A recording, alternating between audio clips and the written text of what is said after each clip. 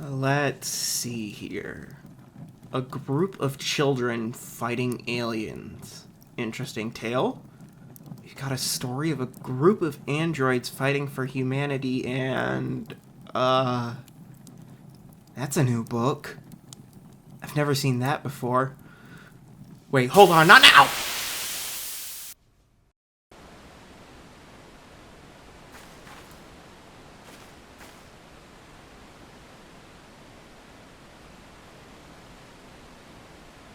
Oh, crap. So, Final Fantasy XIV is a very large game, with one failed start and one revive from the ashes that gave birth to now 4 different expansions. This game is rather large and beefy. And I'm sure you've all heard the copy pasta by now about the extended free trial with up to level 60 with no restrictions on playtime that includes the award-winning word. This game's not a cult. I promise. Despite what my 600 hours would tell you about this being a cult, it's not. It's a magnificent story. And while there won't be any major story spoilers here, there will be minor spoilers for soundtrack and location. So if that bothers you and you want to go into the game totally blind, that's fair. Go ahead and save this video, come back at a different time. I'll be here and waiting for you. But until then, we'll start this journey where everyone else starts out their journey. And that would be...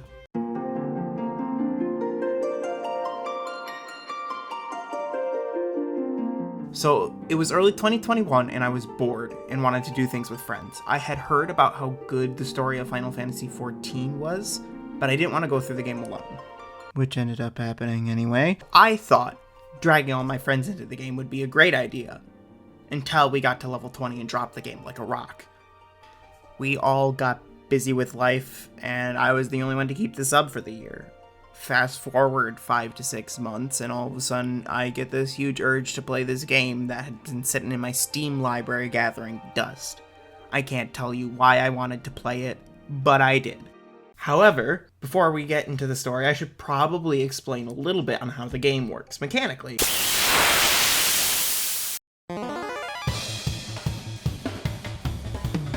Final Fantasy XIV is an MMORPG, which means it has a very particular style of combat. It means you click the enemy, you hit the skill buttons, and then... Bada bing, bada boom, you got some combat, baby! You start out with almost no skills until it's only buttons. Only buttons. All the buttons. Buttons make my brain go brrr. Sorry. Getting a little bit ahead of myself. Besides just watching the enemy's health go down, you can also delve into dungeons, fight mighty bosses, die, go sightseeing, craft, make friends with the locals, die, ride a chocobo, ride a dragon, gather materials, die, dress in all these fancy clothes, and finally, team up with friends or random strangers to fight and save Eorzea as the Warrior of Light. That's right, your character's the hero of this world's story. But I didn't start out as a Warrior of Light, and neither will you. You'll start out as an adventurer heading to one of the 3 starting city-states. I started out as a conjurer heading towards the city-state of Gridania, a city deep within a forest that heeds the words of the elementals living there to live peacefully. As a fledgling adventurer, I did various tasks within the Shroud. You know, slaying things, collecting things, and helping people do odd jobs. Along the way, I met 2 particular people, find a crystal, hear a voice, and then get a glimpse of the past. After all that happens, the Elder Seed Seer wants me to be an ambassador to talk to the other city-states. Limsa, a nation on an island founded by pirates, and Ul'dah, a nation run under a sultana with the richest merchants running the show in reality. After meeting with the leaders of each major city-state, we take on a few more quests through the Adventurers Guild. We go through a few dungeons. Sastasha, a den of pirates. Tamtara Deepcroft, to stop a group of cultists summoning a creature from the void. And finally, back to Ul'dah for Copperbell Mines, where a long-lost race of giants are rampaging underneath. After stopping a group of thugs in the streets of Ul'dah, we meet up with our friends from Gridania, who tell us to join the Scions of the Seventh Dawn, a group of scholars and warriors who stop the summoning of creatures known as primals. These creatures are summoned through faith and copious amounts of energy that drains the ether from the area around them. Let's just say that's not a good thing. And so, we get recruited to the Scions of the Seventh Dawn, and thus starting our adventure, slaying primals, stopping an evil empire, and going on to save the world. This is about the first 20 levels of the game, maybe around 20 to 30 hours of time. A lot of that time is spent world building, and while I love the world they build, the pacing of this game starts as atrocious. It wasn't until recently when I was helping a friend through Realm Reborn that I realized a lot of this content is fluff. I forgot a third of this game even existed. For the first 12 hours, it feels like you're doing a prologue to the game. It isn't even after until you join the Signs of the Seventh Dawn that the story actually gets going. But even after that, it's not until about level 30 in your main story quest where things starts to get interesting. Now, don't get me wrong here. There's nothing wrong with world building. I love world building. But there needs to be some sort of story hook to get people engaged this early on in the game. It wasn't until after the second Primal that I even got engaged into this story and started really paying attention. The quest design doesn't do this any favors either. It's a lot of walking around, talking to a person, reading what they have to say, walking around, talking to a person, reading what they have to say, rinse and repeat until you start a dungeon, a voice-acted cutscene, or a boss.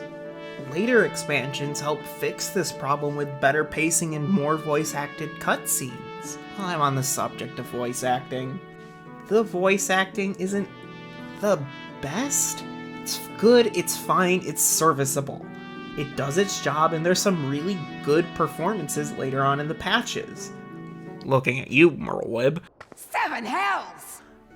But a lot of it's stiff as a board.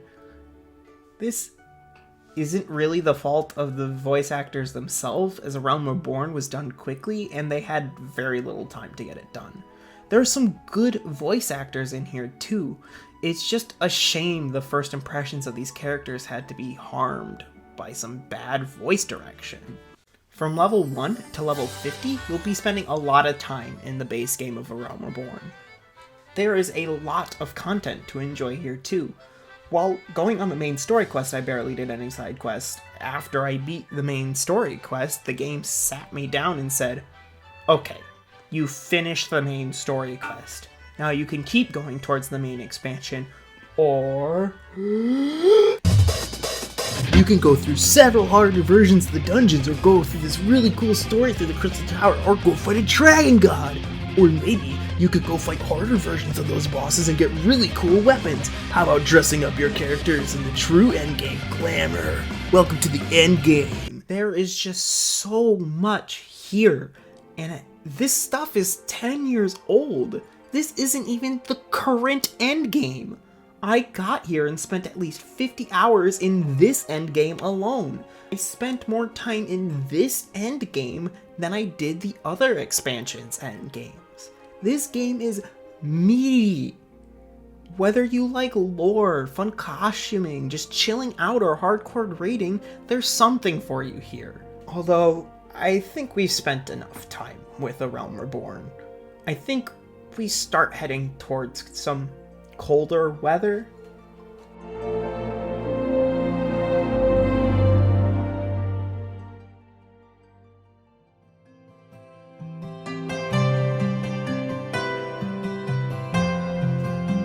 Damn, it got cold real fast.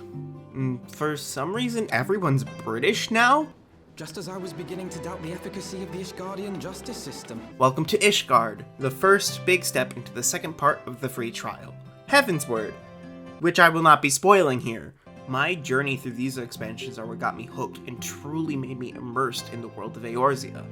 I think it's only fair that I allow the story to hook you in the same way it hooked me. However, I will give a basic rundown of each expansion's plot.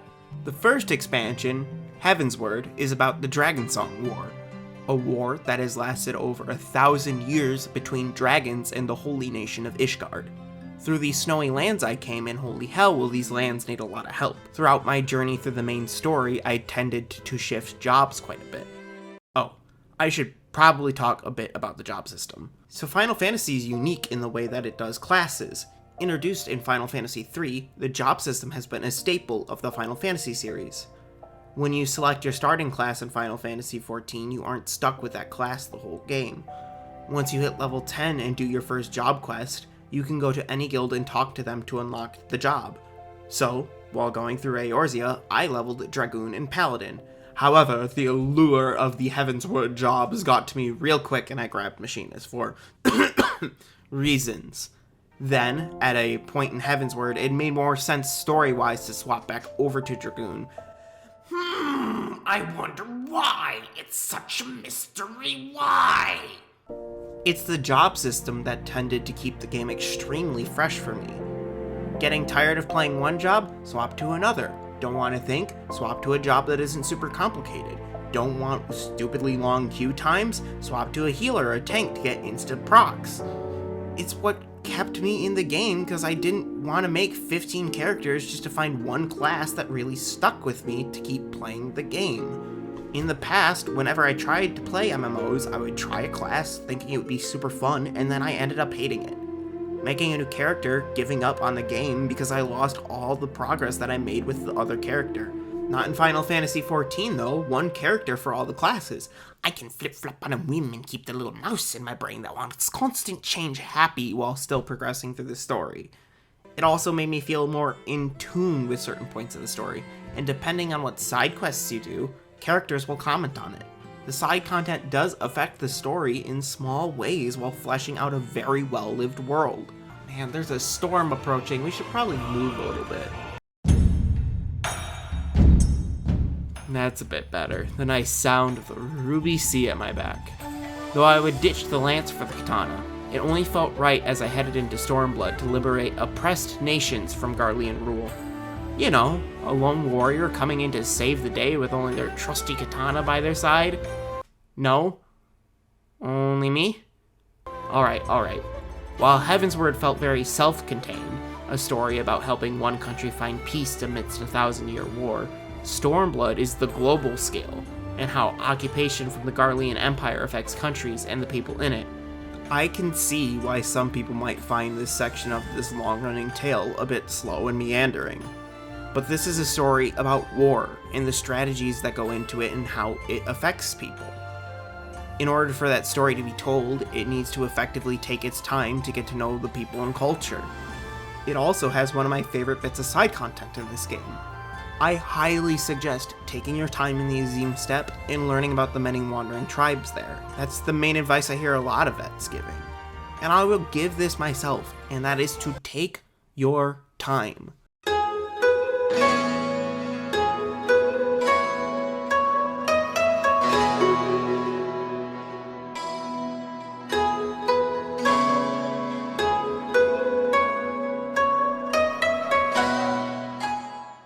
Seriously, take your time going through all this content. Read the non-voice acted cutscenes, play some side quests, go see the player-made content of this game and just have fun. Eorzea is vast and filled with so much to do. It's not like this content is going anywhere. You'll still be able to hunt the Rathlos and get a Palico when the next patch rolls around. You'll still be able to play the near raids. That stuff isn't going anywhere.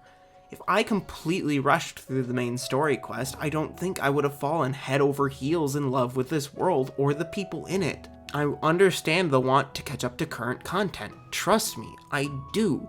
You will not get as much out of the current content if you don't take your time through the older stuff. Characters will show up in spots you'd never expect them to. There have been times where I go, haha, Blimblorn was a great character, but he's never gonna show up in the main story. Then bam, Blimblorn shows up on my doorstep with a package. Everything's connected and you're rewarded for taking your time. Trust me when I say the feeling of, oh my gosh, they didn't forget, feels so satisfying in the long run. What's that noise? It's like weird singing.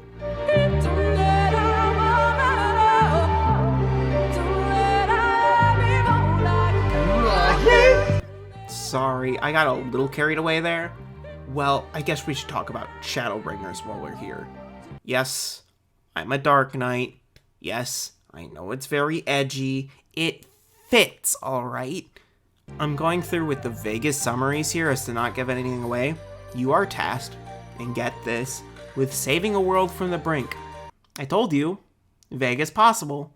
This story is best experienced blind. There are so many twists, turns, and generally good writing in this expansion alone that I would hate to spoil it for people, so I think it's best that I leave it here. But I will talk about this world's music, because it's wonderful. The landscape of the music is vast, with large swaths of sound and genre hidden in the soundtrack. There's the classic Final Fantasy WoW Adventure!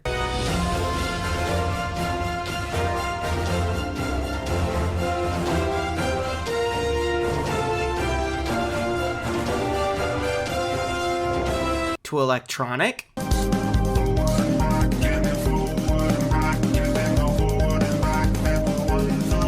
to J-rock, to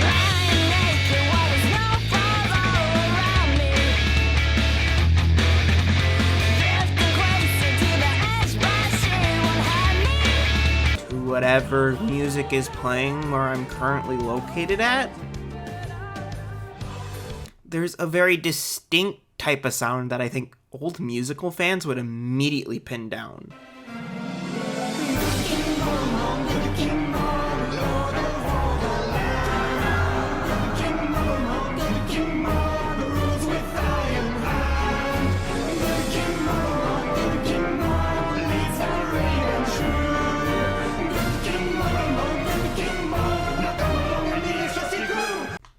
Every time I hear that song, it puts a smile on my face.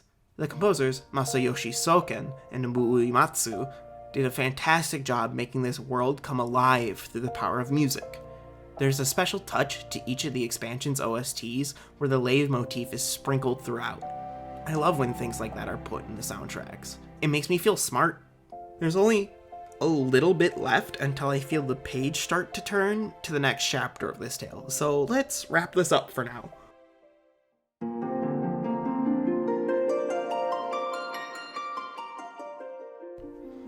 I am so glad that this world has thoroughly sucked me in. Its colorful cast of characters, inviting environments, and compelling story has kept this lore keeper's mind abuzz for months at this point. It's like the gift that keeps on giving. If you want to get into this game, I would highly recommend it. And I would hate to regurgitate the meme at the end here, but it does come with a free trial. Just make sure you go on their website for it and not through Steam like I did. Buying the game off Steam will not let you revert to the free trial. It includes all the content up to the end of the Heavensward patches. So that's about 120 hours-ish of main story content, 2 Alliance raid series, 2 raid series, and countless other things that will eat your time away. Now, I think it's time to find a way to end this tale so I can return to my library